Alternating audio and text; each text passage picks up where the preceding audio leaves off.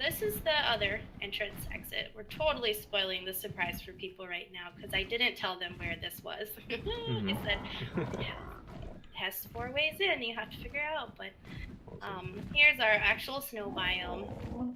It's it has nothing here yet, but I went ahead and painted it, and it looks so sad and empty. So, what is the size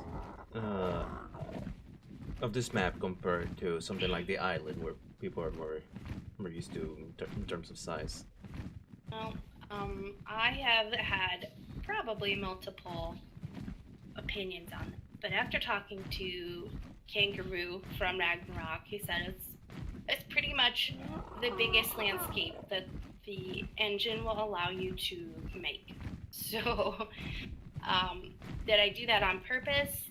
No, I have to be honest, I didn't. To me, I was working on the map and I said, this just feels so small. So I made it bigger. And later on found, well, you made it really big, so it's a big map, but thankfully after the revamp, optimization happened and it's quite playable, to my understanding. Most people are really happy with the map as it. Yeah, this is one of the so far. This is one of the biggest map I've been to since Valhalla, for example. I just don't have a good perception of it. To me, I looked at it and I'm like, it just still feels small, but apparently it's very big. Oh yeah, you notice the atmosphere is changing. Little spooky, and that was absolutely intended. It is to be the hardest place on the map as far as difficulty goes. It's supposed to be creepy and dark and ruined and just absolute chaos after this world boss emerged, leaving behind his dying primal crystals and just sort of wrecking what used to be a really fantastic spot. Whoa. You should find resurrected dinos here. You're gonna find zombie wyverns. Are those undead crystals? Yeah, there's resurrected bone dinos, bone gigas, alphas, that's bats, amazing. spiders. And are all of these tameable? No, I didn't change anything about them. I just put them here, so they are Ark's resurrected creatures. Okay. I didn't go, and the ambiance is thunder, lightning. We've got storm ahead, centered around these primal crystals that are, flickering and dying. Yeah, it's not a friendly place. You will find veins for oil here. You'll find oil rocks. You can turn those trees. Look at them, go crazy. That's amazing. This gives me a very spooky feeling. Yeah, it's not where you'd stick around. It just wrecked the place down. The trees are knocked over and broken. It's just a mess. Oh, jeez, you're not supposed to be able to hurt me, sir. This is a very spooky place. Yeah. Those spikes though, they're not supposed to be there. The trees are really mad. But you get closer and these crystals here just zapping and going nuts. But down here is where you'll eventually go into the underworld. I'm gonna put a big underworld cave under here. Okay. So you'll go down through the water. So you're gonna have to survive getting across the island and into the cave with your dinos if you're gonna go. So. And then you can find metal, rich metal. The crystals here, the primal crystals, give you element. Oh. Yes. Okay. Go ahead. So, yep, are you worried? How are you taking the feedback from the community when it comes to balance, especially like being able to mine things like element and things like that? Or you still not worry about that yet, and you just continue. I listen to them. I'm really active on the Steam page as far as listening to what people say, what they're asking for. But I love survival games, and I specifically love Ark. So I know sometimes they get a little maybe cranky over certain things, but I feel like it's a survival game. You should have to work at it. and survive. So, my pearls are mostly the sand pearls. You actually have to look for them and find them. They're not glowing in the water, easy to spot anymore, and whatnot. So I do my best to listen to them and sort of adjust things if I get enough feedback that makes me go, okay, we probably need to switch that out. But for the most part, I want them to have to survive, play Ark Survival Evolved. So there's mods for that stuff. There's mods. Of course. You can do their mods. I was gonna ask you, have you done any of the? Are there any boss arenas or custom boss arenas, or are you planning to just pour the boss arenas from the island? Right now, the island boss arenas are in, so you should be able to go there. Granted, there's always a little iffiness, possible bugs, and I think there's that one where sometimes when you go to the dragon boss or something, it kills you, but I don't think that's specific to my map. But I am going to be adding a custom boss arena in the future for my world boss. And that's actually going to be up in the sky. There'll be a visual up beyond the top of the world, I suppose most people call it. Mm-hmm. So you'll be able to see him. You'll be able to see it. Can't get to it unless you teleport there, but it's going to be a neat thing to see, visualize. All right, we're leaving Spooky Land here. We're headed toward the floating island. I'm getting excited about this spot. I haven't done it yet because, like my rainforest, it's going to be special, and I want to really be prepared before I put anything together. So, they'll be covered with, they've got their clutter on, they'll have some grass, trees, everything that you would find on the ground is going to end up here. We do have a couple side caves. So there's one right in front of me here. It's a smaller cave, so it's really not worth looking at, but I went ahead and made use of this space instead of just doing one big solid bunch of rocks. So if you really look around in here, you'll find quite a few nook and crannies. You might just find an artifact hiding. Hint. So, but one of the big spots is going to be right here. Massive cave opening up the side. It's really going to be fun. And are players able to build this in this section of the map? People? I think I still have the landscape blocked, but this specific cave, I think you may be able to place down, and I haven't ever tested it, but I did block the landscape. I just didn't want people to build their base and then be sad when I had to, do away with it, but it has a system of ramps. You can eventually get all the way up here. Hi! And then eventually, as you go, you'll see it goes out the bottom, it goes all the way to the top and breaks through the landscape, actually.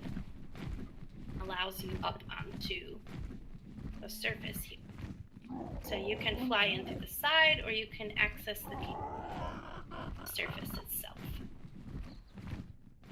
That's pretty cool. You have this fantastic scenery and view. I can't wait until this. Cool. Can't wait until this part of the map is finished. I know, it's what everybody's saying. I'm like, I'm sorry, I have to make sure it's just right. But here's we've got our crystals emerging from this, mountain. We've got great waterfalls. So it's just gonna be a really neat place to live, and I think I'm gonna put at least one of my custom dinos up here that is gonna be, unique to Ark. So that is it. At least it looks pretty nice for now. I know in the past it looked kind of funny, but this big black landscape in front of me here is going to be the rainforest. It's gonna have just everything I can think of as far as rainforests can be kind of dangerous. So tropical, it's gonna be dangerous, it's gonna have bog. So you're gonna have wyverns at the far end there. So fingers crossed they stay where they belong and don't fly around the map and bother everybody. They do that. Then we have Emberfall, which is a primal forest. So these trees have absorbed, the essence of fire, I guess you'd say, and have transformed themselves into being capable of surviving in this area. You just have so much color. And this biome is actually like bioluminescent, so at night it will glow. Most of the plants have an emissive something to them. So they all have different areas of like lava cracks, glow, and it has a swamp here. Fire burst, steam. Are there any specific resources that players can find on this particular biome? Yep. You can get charcoal, you can get sulfur from, I believe the small yellow trees give you the sulfur. Let me think. There's obsidian, there's metal. Metal might not be the easiest to spot because it is dark, metallic. It's not your typical arc, bright, gold metal color. So. Okay. What would be the area where players can find the most metal? Because always, metal most important part in the. Probably here. I would say here. Copper Peaks has its fair share. Ooh, see, here's a Emberfall wyvern. Because I made 3 separate crystal wyverns that are specific to their zones. So Emberfall has some, Bloodfall has the red ones, and White Shoals has the tropical. And these are colorized, so you're just gonna get any sort of random fiery colored wyverns in this area. Crystal wyverns, I should say. But yes, for your metal, you're really gonna find metal and obsidian here, best of all. I'm gonna add some to the Savannah area, probably with this next patch, because I played there for a little bit and went, oh man, it's just so hard to go get metal in these other locations, so I am gonna take pity on everybody and add some in. Yeah, that's one of the things players always, worry about. Like when such a large map, you kind of want to avoid traveling the most, so kind of players want to be able to find resources closest to them. One thing that they should know is that areas like White Shoals and Bloodfall's Hollow, they do have metal, but the metal nodes are covered in moss. So they're your typical metal, but it has moss over top of it. So it might not be the easiest to spot.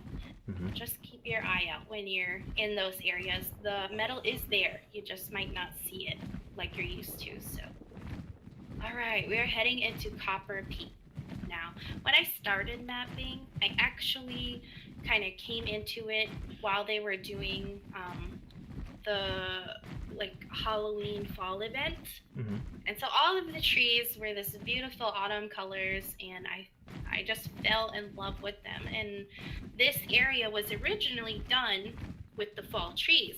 So when they took it out and that event was over, I just said, oh no, I have to have those back. Those were just beautiful. So I put them back, and so we have Copper Peaks, awesome stone.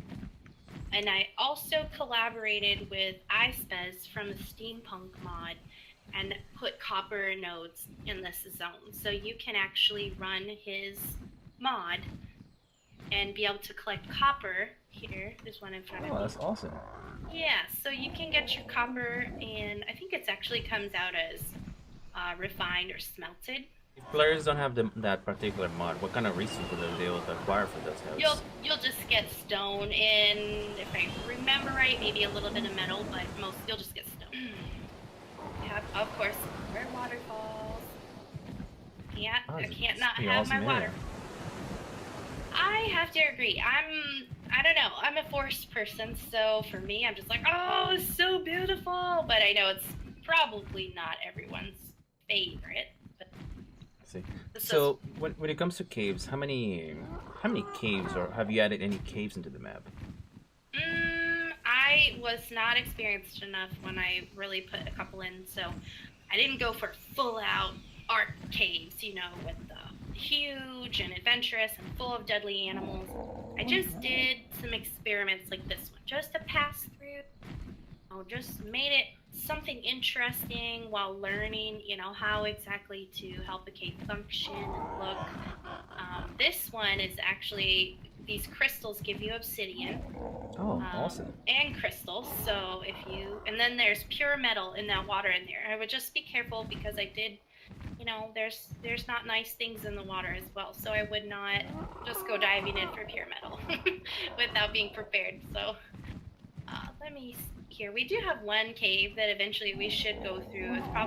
It's my finished cave. It's once we're towards the end here, we'll